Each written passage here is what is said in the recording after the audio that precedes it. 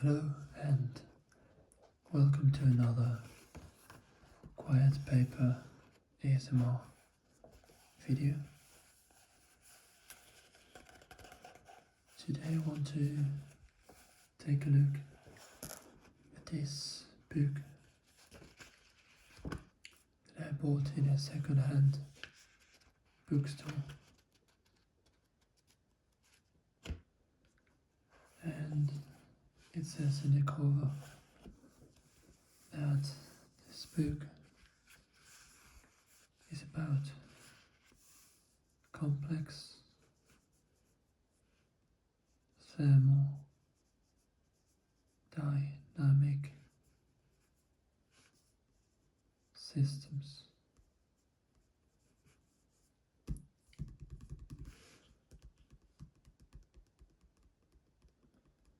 This book was written by someone called V. Suchev, and if we take a closer look at it, it says Moscow 1994, and I believe the company that published this book was called, this of course are the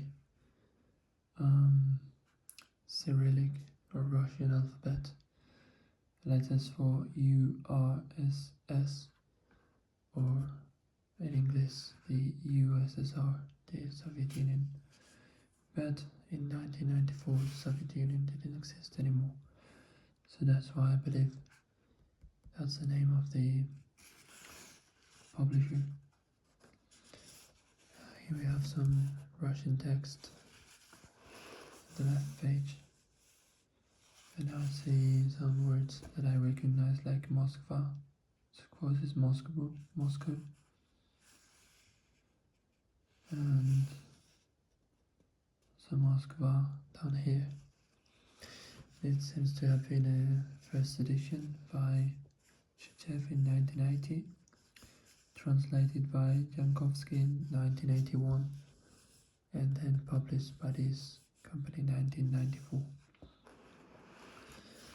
So I want to read first the foreword, the preface,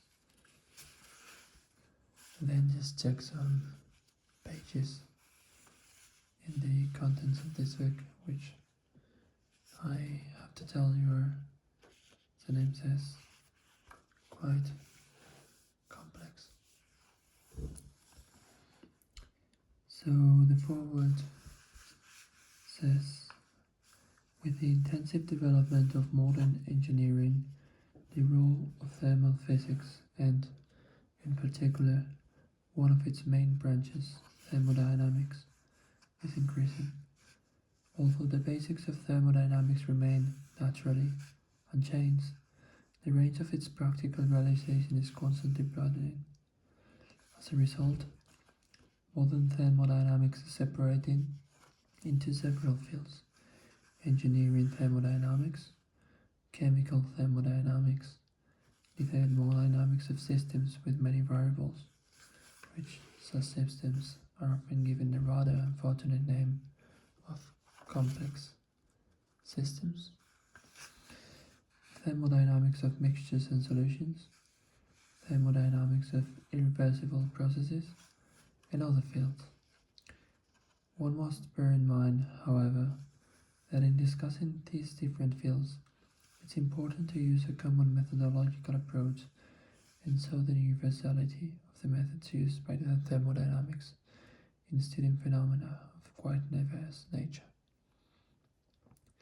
So this is quite a long paragraph, but it is telling us that from the classic field of thermodynamics, from where the basic equations were derived, this time had already split in different areas. And one of them is the complex systems. For this reason, several books are to be published in the next few years dealing with the basics and various fields of thermodynamics. Its book will be conceived as a work that can be used separately from the other books in the series. In 1979, Nauka Publishers put out the first book, Engineering Thermodynamics, written by V.A. Killalin and V.V. Zichev and A.E. Scheindlin. An English translation of an early edition was issued by Mir Publishers in 1976 and reprinted in 1981. This second book in the series has already had 2 Russian editions put out by Energia Press. The third edition from Nauka Publishers incorporates a few corrections. This was the the foreword to the third Russian edition by academician V.A. Grilin. The previous edition, the second Russian edition, had this preface, which said, "In preparing the second edition, I took into account the remarks and wishes of readers of the first edition, which appeared in 1970, and also of the translations published in Poland and the United States in 1973. I added material, made corrections, and included a chapter on voltaic cell thermodynamics. Comment on the contents of this book will be appreciated and will be taken into account in further work on it." By V.V. Zichev. And from the preface of the first Russian edition is the longest of the 3 texts, but we will be reading it. Remember that this is from 1980, I believe, 1973, I'm sorry.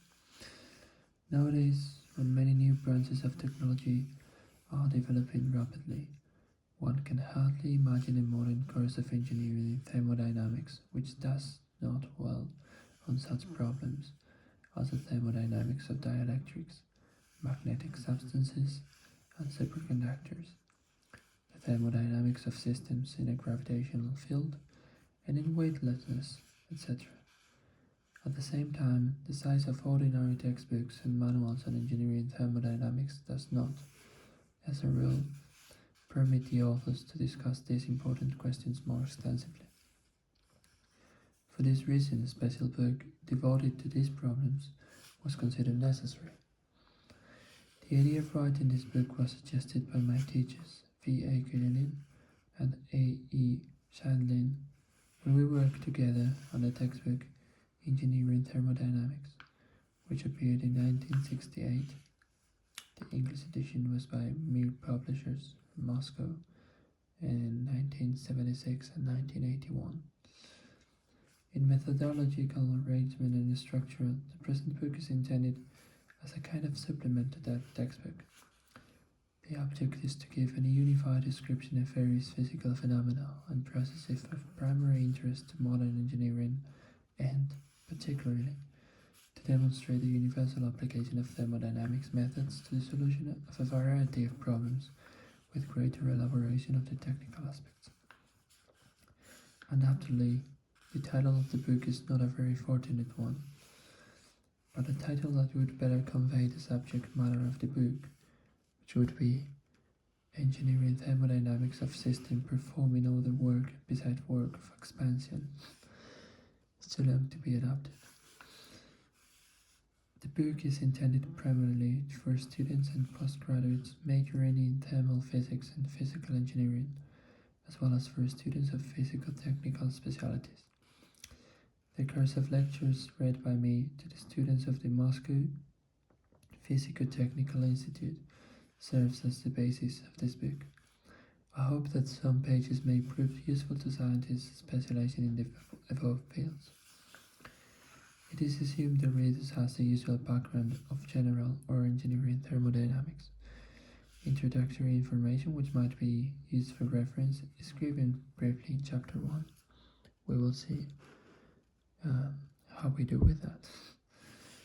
It is a great pleasure to acknowledge my indebtedness to all who have helped me in this book by their suggestions, comments, and criticism. Criticism is important. I wish to express a special gratitude to academicians V.A. Grilin and A.E. Scheindlin introduction and their interest in the present work. Also to Professors L.I. Gordon and L.M. Biberman, candidate of Physical and Mathematical Science, M.G. Kremlev, and the editor of the book, candidate of Physical and Mathematical Scientist, S.P. Malishenko, for a number of valuable suggestions and comments. Candidate of Technical Science, V.B. Senkevich, also helped greatly by supplying the material for Chapter 8. So, we have here the table of contents of this book. This book is 238 pages long. So I'll just take a look at the contents. And I think I will read part of the first chapter, the introduction one.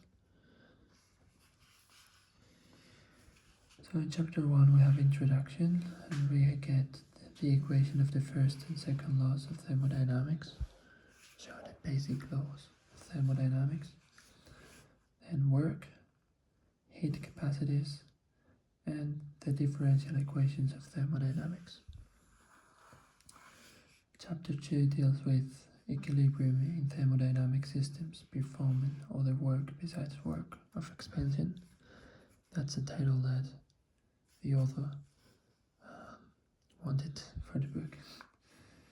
And we will learn about criteria for equilibrium in thermodynamic systems, the chemical potential, equilibrium in an isolated homogeneous system, phase equilibrium, and the Maxwell equations.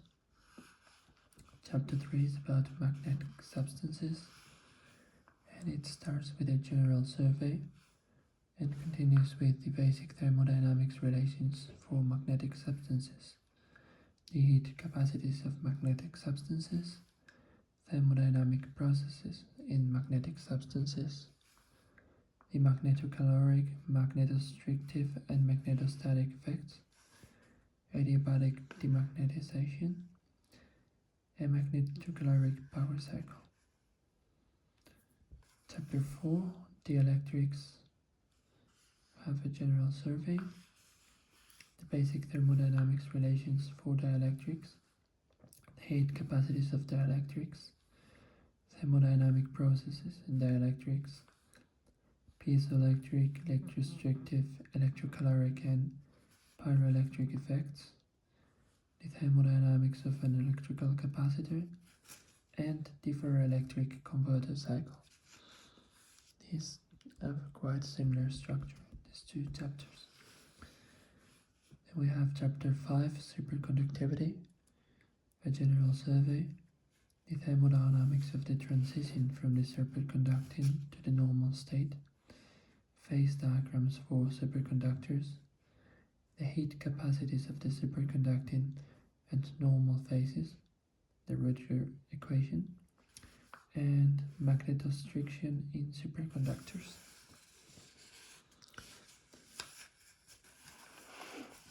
Chapter 6 is about surface phenomena. We have special properties of an interfacial surface, surface tensions, the basic thermodynamics relations for surfaces, thermodynamic processes on a surface, the influence of surface phenomena on thermodynamic properties, criteria for phase equilibrium that allow for the properties of an interfacial surface, and finally capillarity. Going into chapter 7 we have fluids on a gravitational field, and the basic thermodynamic relations for systems in a gravitational field, the distribution of pressure and other quantities with height in a vertical columnar fluid, the entropy of a system in a gravitational field, adiabatic flow in a gravitational field, and the thermodynamics of the atmosphere. Chapter 8, liquid in a vessel in weightlessness, a two-phase system in weightlessness, the possibility of a phase separation from vessel walls, stable equilibrium in two-phase system. Chapter Chapter 9, Radiation. Radiation in a cavity, a thermodynamic system. The equation of a state for a photon gas. The entropy and chemical potential of a photon gas. Thermodynamic processes in a photon gas. Heat capacity. Chapter 10, Elastic solids. The basic thermodynamic relations for elastic solids. The equation of state for an elastically deformed rod. The caloric properties of an elastically deformed rod. Thermodynamic processes of rod deformation. The elastocaloric effect, accounting for the change in volume of a solid under stress. Chapter 11 is the last full chapter, is voltaic cells, and again a general survey. Keeps Helmholtz equations, the basic thermodynamic relations for a voltaic cell, the Helmholtz equation, and finally thermodynamic process in a voltaic cell. Finally, we've got suggested readings and subject index at the end of the book. It's basically, well, tell us about some other books by same and different authors. Some of them go as far as 1927. This is from Lawrence, Lectures in Theoretical Physics. And of course the index about all the different words and terms that you will find in this book.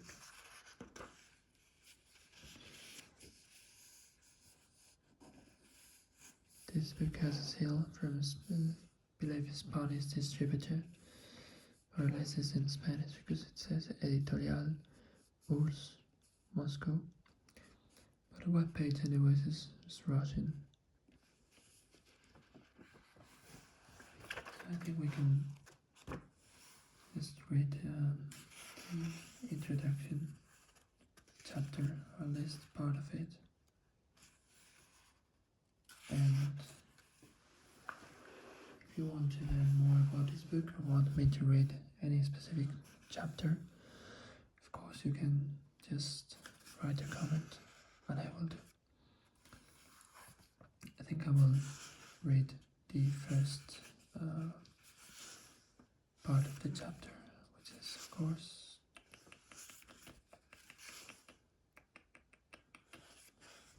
up to 1.2. It is here, work, because I don't want to make this video too long. Okay, so in chapter 1, which is introduction, we've got subchapter 1.1, the equations of the first and second laws of thermodynamics. Okay, we know that the equation of the first law of thermodynamics, the law of conservation and conversion of energy, can be written in the following differential form. Okay, so there we'll start just with differential equations. So dq equals du plus dl, of course the d being the differential form of the quantity q, the derivative, if you will. This is equation 1.1, and it says that q is the amount of heat supplied to or rejected from a thermodynamic system. When you've got a thermodynamic system, you can give heat to the system, or you can just take heat away from the system. U is the internal energy of the system, and L is the work done by the system. So when you've got a thermodynamic system, just think of it as, for example, the engine of a car. The engine has some internal energy because of its temperature. For example, the amount of heat is supplied by the fuel and the work done by the system translates to movement of a car, for example. The equation states that, in general, the heat supplied to a system is expended on increasing the system's internal energy and performing work. The same equation can be written in integral form, and it says that the Q, or the heat between points 1 and 2, equals U2 minus U1 plus L from 1 to 2, where the subscripts 1 and 2 refer to the initial and final states in a thermodynamic process, 1 to 2. Neither Q nor L is a state function. They depend on the process by which a system goes from 1 to 2. We can also say that derivative of Q and derivative of L are not total differentials. This will be demonstrated in section 1.5. The equation of the second law of thermodynamics has a form T times ds is greater or equal than dq, with S the entropy of the system. Here the greater than sign is used when the system undergoes an irreversible process, and the equality holds when the process is reversible. Hence, for reversible processes, dq equals t ds, or in integral form, q from 1 to 2 equals to the integral between 1 and 2 of t ds, where q1, 2 is the heat supplied to the system or rejected from it in a reversible process between 1 and 2. From equations 1.1, this is first one, and 1.3, we can see that the combined equations for the first and second laws of thermodynamics can be written as d ds is greater or equal than du plus dl. That's equation 1.6. In accordance to the remarks made above, when a system undergoes a reversible process, this relation takes the form T ds equals du plus dl, or in integral form, the integral from 1 to 2 of T ds equals u2 minus u1 plus L from 1 to 2. These equations are written for the total values of U, L, and S for the whole system. They can also be written for the mass-specific values of these quantities. T ds, but this time the S is lowercase, equals du plus dl. And same equation in the integral form, where the lowercase u equals uppercase u times g, L equals L times g, divided by g, and the lowercase s equals the uppercase s divided by g, with g being the mass of substance in the system. The equations for the volume-specific values of the molar values can be written in a similar way. Quantities that define the state of a system are either intensive or extensive. Intensive quantities are those whose values do not depend on the amount of substance in the system.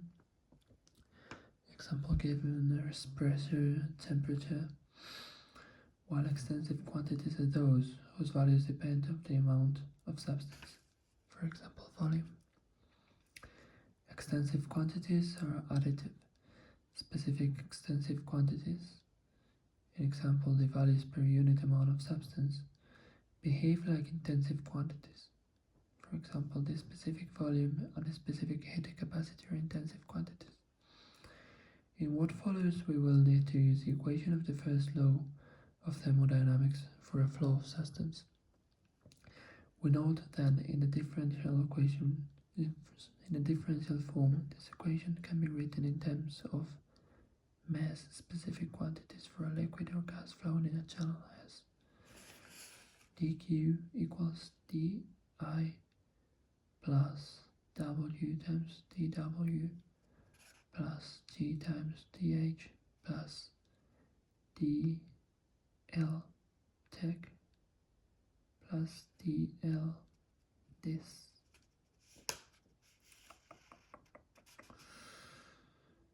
Here Q is the heat supplied to the following substance or rejected from it. I is the enthalpy of the fluid. W is the flow velocity. H is the height. L tech is the so-called technical work done by a flow. There's a note down here. L this, the anticipative work.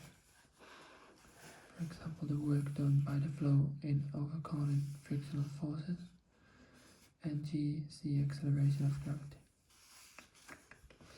This note here referred to the LTEC